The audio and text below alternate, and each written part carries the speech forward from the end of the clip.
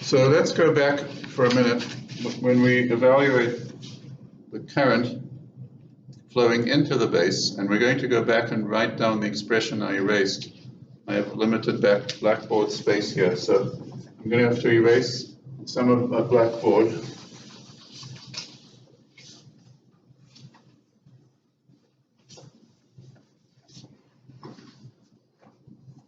And let's go back to the equation that we wrote down for the excess carrier concentration in the base.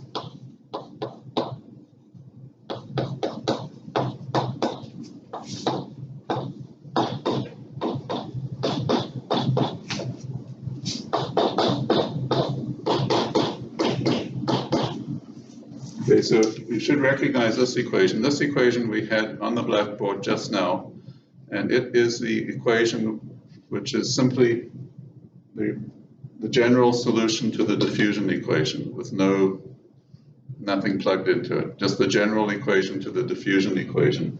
We're going to take that general expression and plug it directly into here to see how much current would flow.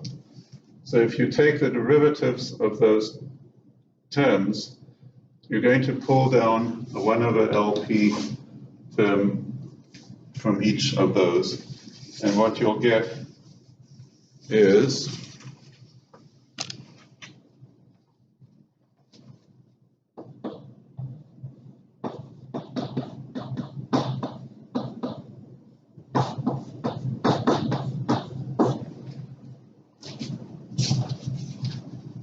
QA dP over LP C1 plus C2, and that's going to be IP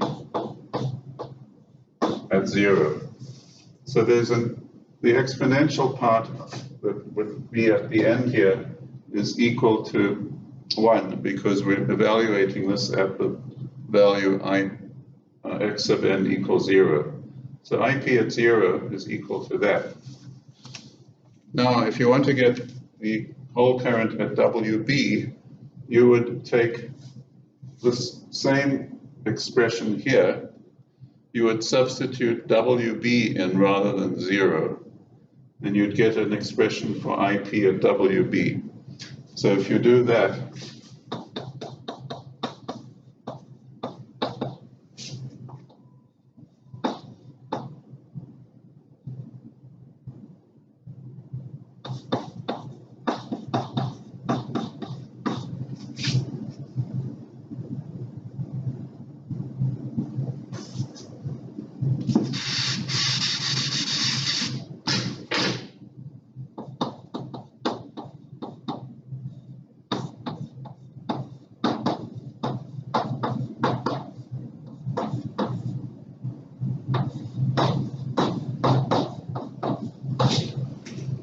you get that expression.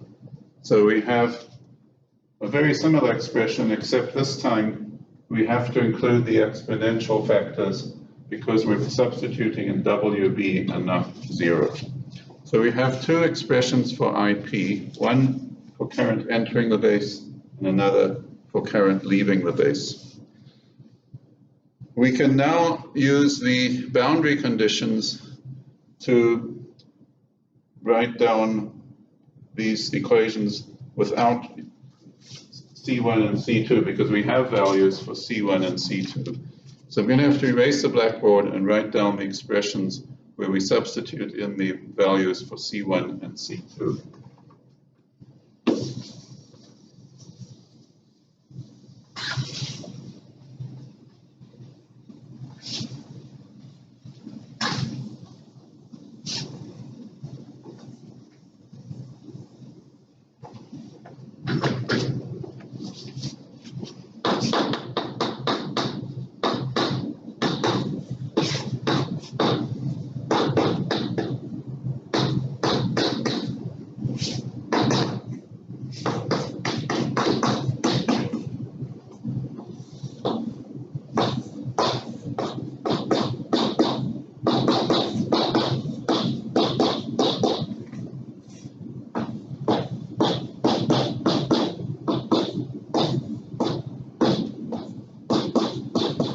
So that becomes the expression for the current flowing into the base.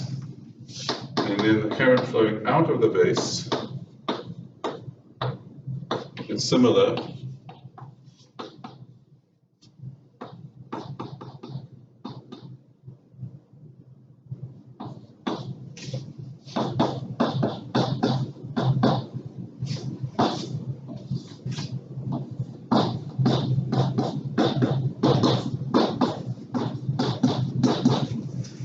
So we have the two expressions for currents flowing in and out of the base. And this current will be a bit smaller than this current because, as you could see just now, the slope of delta P sub n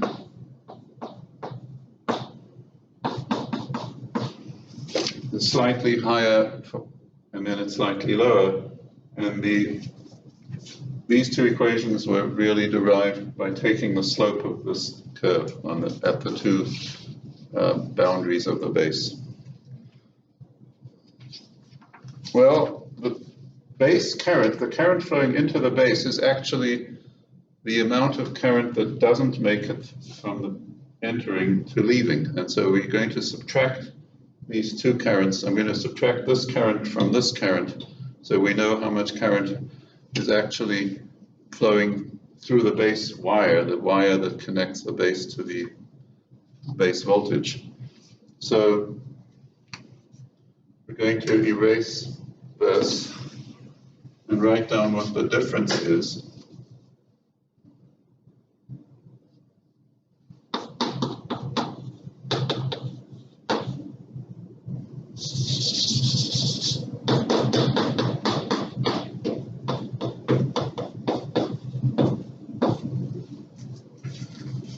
It's going to be this difference here.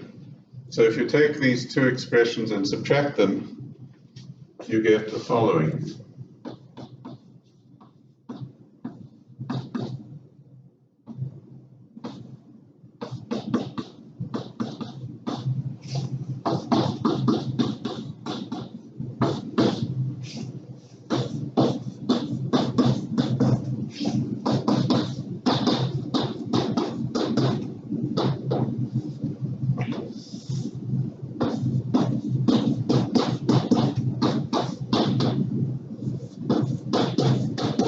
So if you look at this, you can see just by examination that this expression is this minus this.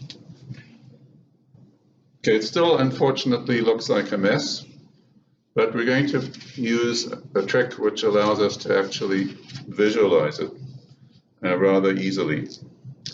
And the way we're going to do that is we're going to expand each of these exponential terms as a Taylor series. So we have the ability to express each of the x as 1 plus x squared over 2 plus etc. And the Taylor series expression is most accurate when x is small. So this is valid for x equals to a small number, much less than 1. Let's look at the size of x of the exponents in this expression. We've decided that the width of the base should be a lot smaller than the diffusion length, because if the base width is a small fraction of the diffusion length in the base, then our ability to collect current and have the current flowing through the base rather than recombining in the base dominate is much higher. So we're going to assume that WB is much less than LP. So all the exponents here will have we're going to make the assumption that they're all small numbers, much smaller than 1. So we're going to take the first 3 terms of a Taylor series expansion and plug them into each one of these exponents. And then we're going to simplify all those terms in the Taylor series, and they'll all cancel each other out. And I'd like you to do that at home. It's very simple. You can follow this in just above equation 8.8. So go to equation 8.8 in the textbook and go up one equation and you'll see all the terms written out for the Taylor series expansion. And I'll just give you the result.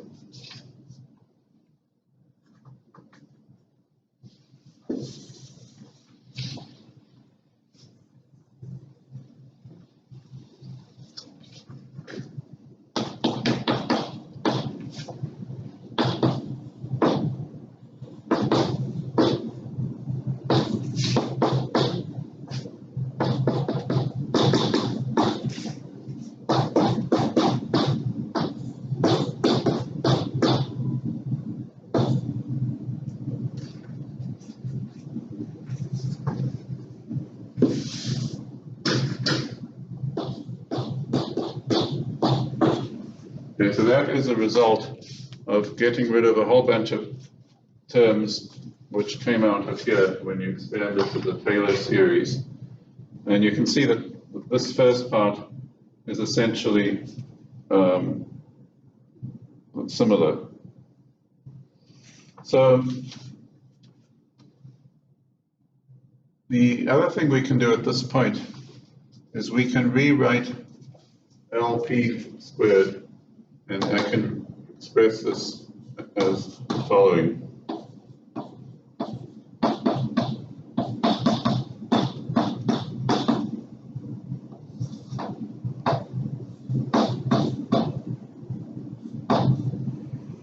So here we're using the fact that LP equals square root dp tau p.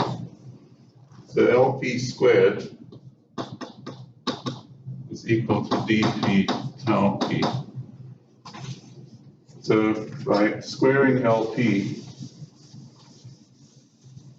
I can get this to equal this.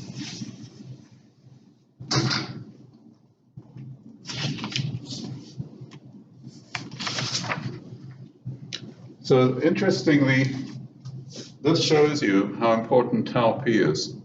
Because if you want a small base current, which is what you want to minimize the loss of carriers within the base. You want to minimize recombination in the base. If you want a small base current, you want to make tau p as large as possible. And you can make tau p large by having improvements in the purity of the semiconductor to minimize unwanted recombinations. You can avoid surface recombination, and you can have tau p's which are reasonably long. And you can also make the base very thin. You can see that the smaller WB is, the smaller the base current is. If you decrease WB, the base current will also drop.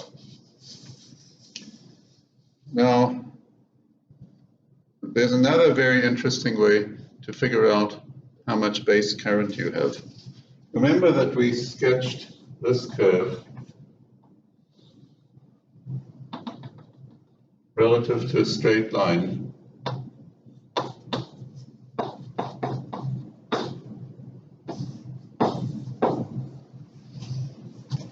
And this curve, the curvature represents a change in slope from the beginning to the end of the base. And that change in slope would give us the base current. We'd like to minimize the base current. Another way of approximating the base current is to pretend this is a straight line, because this curvature is quite small. It's not a very drastic curve. It's a curve that approximates a straight line. We can assume this is triangular in shape and figure out how much charge there is in the base. And we can figure out the amount of charge in the base by the area in a triangle, which is a half times the base times the height. And in this case, the triangle height is delta p sub n.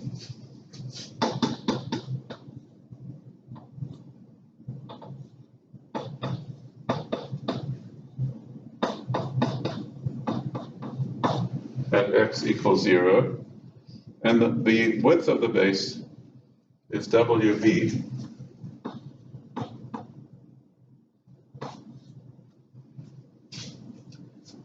Now that amount of charge which sits in the base in a steady state condition will represent what actually is available to recombine.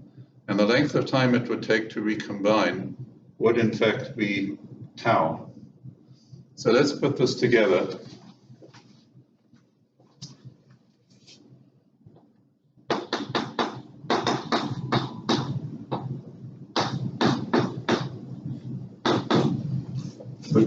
The base current we would then expect to be equal to the charge in the base divided by tau p. The charge in the base is a half delta p sub n of xn equals 0 times wb divided by tau sub p times q. So I forgot to multiply this by q, because we have to convert the whole concentration to a charge. So this now is equal to Q A WB delta P sub n of xn equals 0 divided by tau P times 2. I also forgot to multiply this by the area. You have to multiply by the cross-sectional area of your junction to get the volume in the space. The volume isn't just the width of the base, it also includes the junction area A. And then we have to use Q to convert the concentration of holes into a charge. So if you look at this expression here, based on the area under this triangle, you'll find that that expression is identical to the expression for IB that we calculated from the change in slope from the beginning to the end of the base. So that allows us to validate and convince ourselves that we've got the right expression. Remember, the Taylor series was an approximation, and assuming this triangle shape is also an approximation, but it just so happens that both those approximations gave us the same result.